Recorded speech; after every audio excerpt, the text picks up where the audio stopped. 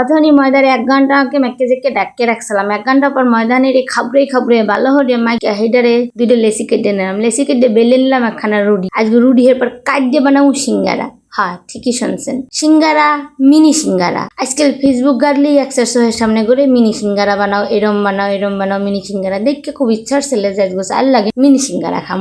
যাই হোক, যেরম কইছে প্রপারলি হেরম কাটিয়া সাইডিয়া এর মধ্যে দিলাম আলু তরকারি, সুন্দর হয়ে গিয়ে রান্দা বাইরে দিয়া জাম্বাইলে ভাজ করতে কইছে, হাম্বাইলে ভাজ দেওয়া শুরু করছি, ঠিক একদম নিয়ম মান্য। যাই হোক, দিতে আসি সিঙ্গারা নাহান ভাজ মোড়ে হইতে আসে না, কে হইতেছে না, তাই আবার চেষ্টা করি। হাঁটতে ও মা, এগুলা কি হয়েছে?